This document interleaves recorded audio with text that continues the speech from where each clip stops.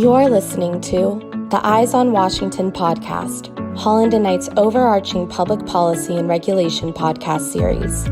Our public policy and regulation group has an ideal combination of lawyers and lobbyists with a comprehensive understanding of the federal policy and regulatory process. This series will shine a light on the shifting dynamics of governmental entities and the ensuing changes in economic or political policies, laws, and regulations that can have a critical impact on the health and future of your business. Hello, I'm Dan Sennott, partner at Holland and Knight's National Security Group. We're excited to have with us today Stephanie Halcrow, Senior Fellow at George Mason University Center for Government Contracting. She's here today to talk with us about a report she co-authored on Consortia, titled The Power of Many, Leveraging Consortia to Promote Innovation, Expand the Defense Industrial Base, and Accelerate Acquisition. Stephanie, welcome. Thanks so much, Dan. It's great to see you. Why don't you tell our listeners a little bit about your background? Well, first, as you know, since you were my boss on the House Armed Services Committee, most recently I was a professional staff member on the House Armed Services Committee. I handled acquisition policy and industrial base policy for the committee. And during that time, I actually interacted with this issue about consortia. And there wasn't anything written about consortia, and I didn't know a lot. So fast forward to a few months ago, I was presented with the opportunity to write this report. And I thought to myself, I'm going to write the report that I always wanted to read when I was on the committee. And so this is the result. Great. And let me just at the outset, can you, for our listeners, say what is a consortium, or consortia being the plural of consortium? Yeah, absolutely. So we actually, in the report, talk about the consortia model because there's typically 3 active participants in the consortia model. The first is the government sponsor. They're the individuals that have a requirement for a prototype or some sort of research that needs to be done. Then the second is the consortia, singularly, the consortium. They are the organization that gathers the industry, the academia, the nonprofits that might be in a particular technical space. They gather them together in a membership type of an organization. Now, there's also a third organization called a consortium management firm. And that consortium management firm often acts as an intermediary between the government and the consortia and provides administrative support, contracting report, and there are several other items that other activities that they provide to not only the government, but also to the consortia members. And those are all listed in the report and that. So every consortia model is a little bit different, but those are typically the 3 entities that participate in a consortia. So essentially a consortium would be, we're going to get together industry, government, universities, nonprofits to kind of solve an issue that the government is currently facing. Is that about right? Yeah, absolutely. So the value proposition that the consortium model brings to the government is this idea of collaboration. And there's a couple different ways that the collaboration happens. So first, the collaboration happens between government and industry and academia. So the government has a requirement, and the consortium leaders will organize events that will bring the government participants together, will bring the industry participants. The government will present their problem. They'll actually have conversations like, this is our problem. Industry will say, well, did you know we have this capability? Government will say, we did not know that. And so they will inform the requirement, improve the requirement, and that collaboration between government and industry is one of the value propositions. And I'll just touch on another value proposition with regards to collaboration, and that's industry to industry. So at these collaboration events, you have non-traditional defense contractors. Oftentimes they're small businesses, not always, but then you have contractors that are already in the defense industrial base. And that communication coming together and leveraging the capabilities that each other has is also benefit to the government. So it sounds like if you're a non-traditional defense company looking to get in, and we have clients who are always seeking assistance in how do I get into DoD? How do I meet with the right people in DoD? How do I make my presence known in the industry?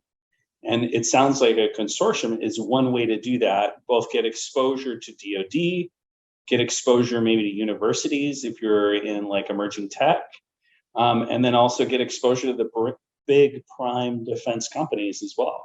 Yeah, absolutely. So at the time that we published our report, we had found 42 consortia that do business with the government. That number actually is greater than that because as we were publishing the report, I found another one. But in the appendix, there's that list. And so if a company is interested in getting involved in the defense industrial base, that list will be, or the consortia are organized around different technology areas.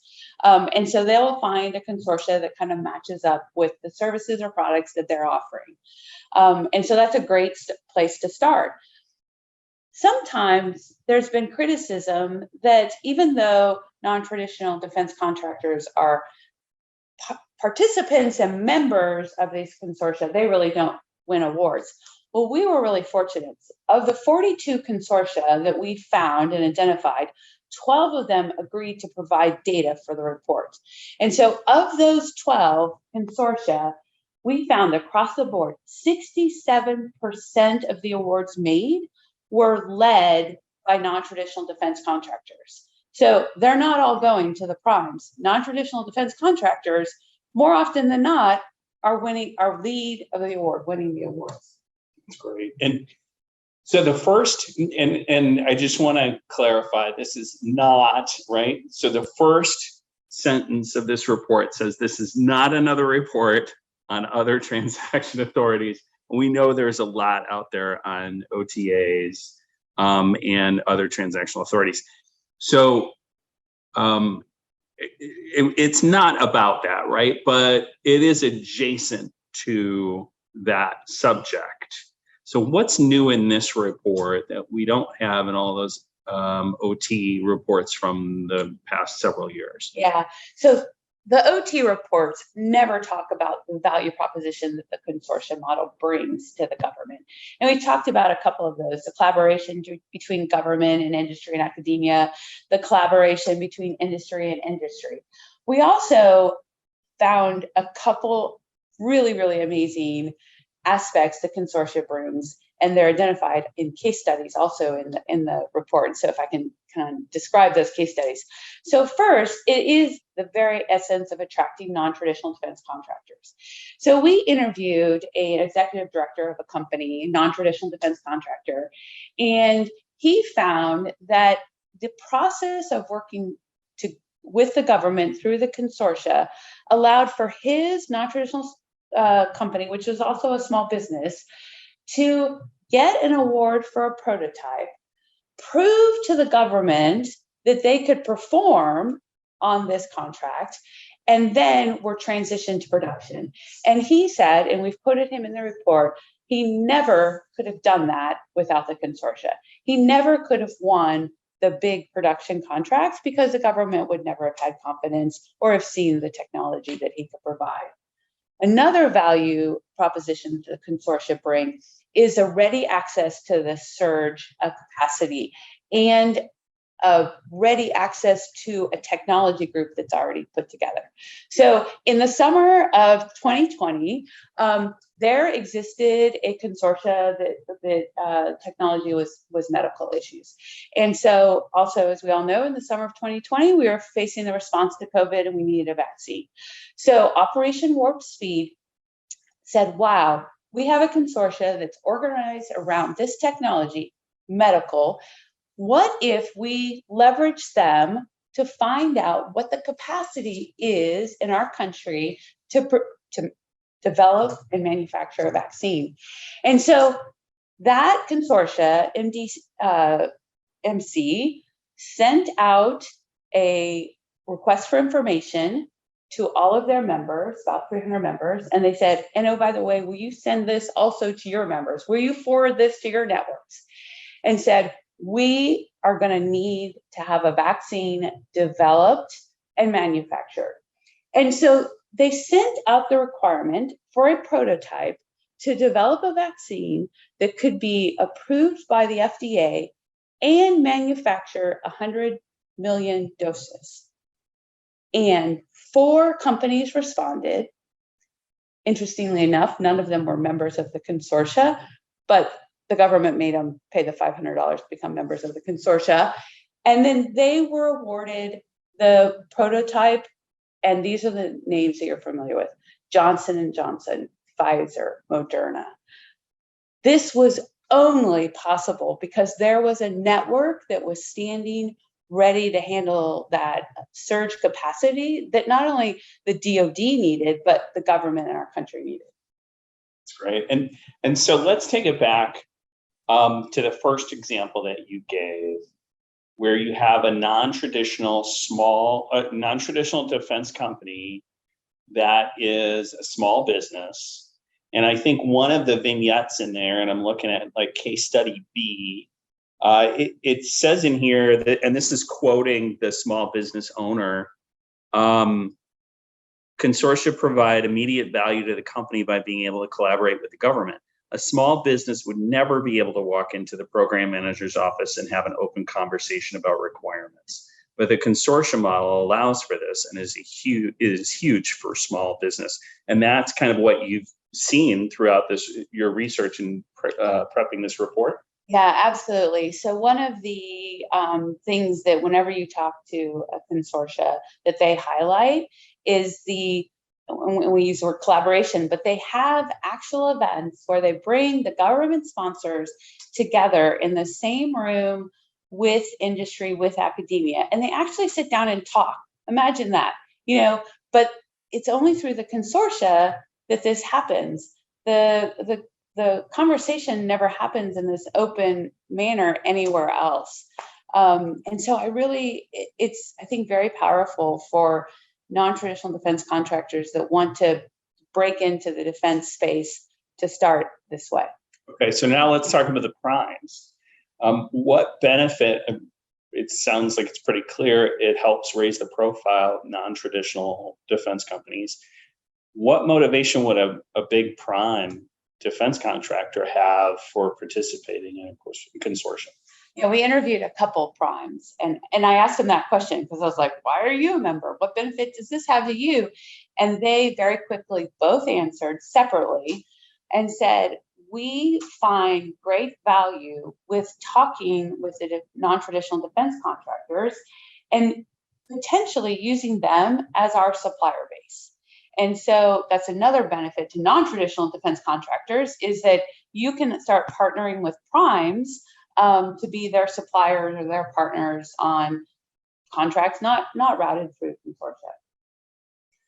So you talk a lot in this report about how the number of government-sponsored consortia has grown.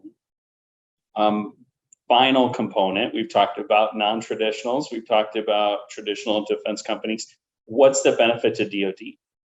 So DoD right now doesn't have the capacity to do all the administrative and contracting activities that are typically now done through the consortia management firms, or the training for the companies and the mentoring for the companies that oftentimes the consortia does for the companies. The DoD just doesn't have that capacity to do. And so the consortia model brings that additional capacity to the government. Also, I think it's hard to ask the government to be part of a collaborative conversation if there isn't some sort of facilitator that's organizing the event and bringing those folks together and actively encouraging that conversation. So I think that's hard for the government to do it. And that's why you really see these consortia being used across all different technology areas. You see a number of them at the joint level. You see a number of them at the services level. In this research for this report, I heard a number of program offices say, oh yeah, we're interested in getting our own consortium as well, because this is working so well for these other people, down the hall that we see. Great. So in the last couple of minutes that we have, Two questions. The first one is several recommendations in the report. What can you give us kind of some highlights of the major ones that you want to highlight? Yeah. So the first thing is visibility and transparency of the activities that the government is using Consortia for. And we're going to just say data. So we were really fortunate that out of the 42 consortia that we identified, 12 were willing to give us the data. The data exists, but the government isn't collecting it and consolidating it and evaluating it, and it's not easily publicly accessible. And so Congress actually over the years, and they get stronger language each year, has directed the department in FY22 very specifically on what to collect and has directed GSA to track that information in FPDS. So we encourage that. We found in the 12 consortia that the data that we collected supported all of these value propositions. And we think as more data is collected, it will be true. We also recommend to avoid additional regulatory burdens.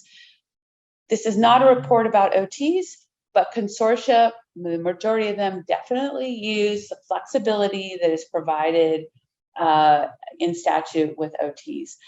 Oftentimes we hear people saying, oh, wouldn't it be a good idea if we added that there's a clause about epidemics to an OT? Well, no, we went through the epidemic. We didn't find any problems with the OTs. We need to preserve the flexibility in the OTs and not add the regulatory burden. And finally, I think DoD should concentrate on not only transitioning the prototypes to production, but tracking that. We found it very difficult, even with the consortia that provided the data, to find that link between the transition, because typically the prototype was done with the consortia and with the consortia management firm, but the production follow-on activity was done directly with the government and industry. And so there was a broken link there of understanding it. We were able to find some anecdotal information like through press releases and things like that. We think if the government collects the data, they're going to find that it's probably happening, and they probably can find ways to do it more. And that will just continue to improve the value proposition of consortia. And then the final question, which I'm going to veer off of the report for just a minute. Any thoughts on acquisition reform measures that are currently underway or what we might see in the FY23 NDAA? So I was surprised by the Senate version of the NDAA. I found that there was a large number of provisions that return to adding additional regulations and burdens to the acquisition system. So we'll see how that all fleshes out in conference.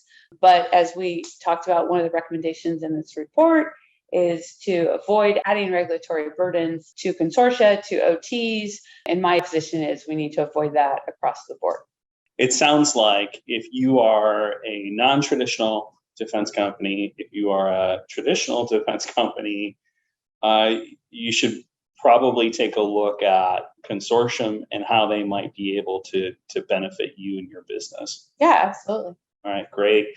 So where can people, once again, the report is The Power of Many, Leveraging Consortia to Promote Innovation, Expand the Defense Industrial Base, and Accelerate Acquisition. And where can we find that on the internet?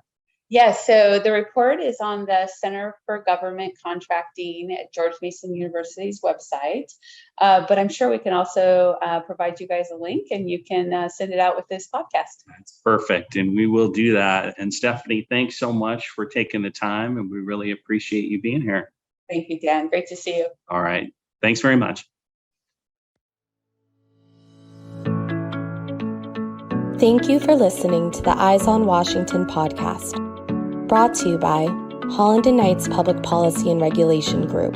For more information on our Public Policy and Regulation Group, please visit hklaw.com/ppr.